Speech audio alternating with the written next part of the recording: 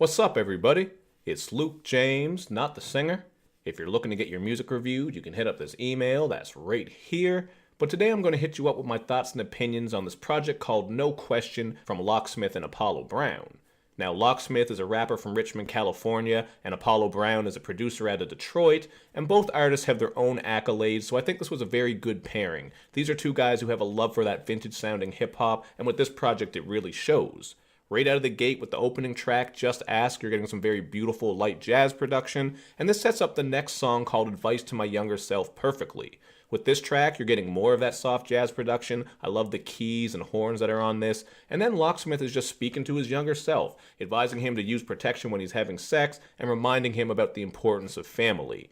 I just think the idea of this track is very cool because all of us would love to go back in time, I think, and maybe talk to our younger selves about some of the choices we're making, but there are some other good bars on this as well. I especially like when he spits, "Never fuss with ignorant folks, actions are much louder, you retreat to keep the peace, that does not make you a coward." This is just a very wise line, and I hope everybody takes that to heart. You don't always have to get into fights and battles, man. Even when you're online and people are coming to you saying a bunch of dumb shit, sometimes it's better to just walk away and not get involved in it, because dumb people are going to get you caught up in some dumb shit. Just remember that.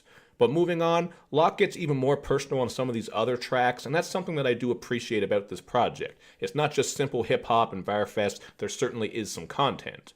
So on the song No Question, we're getting beautiful strings and vocal chops from Apollo Brown, and then Locke speaks on some of the battles that he had growing up as a Muslim amongst other religions. He brings up how people were actually throwing rocks and dead rats at his house and his family, just treating them with total disrespect, but in spite of that, he was still open-minded and still trying to be educated. I picked up on the second verse that he actually talks a little bit about biases and just how we have to stop being divided and come together. I'm not sure if that's exactly what he was trying to say, but at least that's what I took from this track, so I liked it for that reason. Now on the song In My Element, he's once again opening up, but this time about the grief that he faced when his mother and his grandmother died, and he's also speaking a little bit on his experience in high school. He just wasn't fucking with his teachers, he was butting heads with them. Obviously it was hard for him to deal with this grief at the same time, so he really is painting a picture of some of the stuff that he went through in his past, not just on this song, but throughout this project. I already mentioned Advice to My Younger Self, where he's bringing up those ideas, so you do get a lot of introspection and reflection on this project, which really does make it stand out. I appreciate Locksmith sharing his story because I didn't know all these things about him. But you know what? Not every track on here gets deep, and that's not to say that these undeep tracks are bad. So you get the song Litmus. This is just an all-out bar fest where he's showing off his flows and rhyme schemes over some more great sample work from Apollo Brown, and Between the Raindrops has a bit of a story.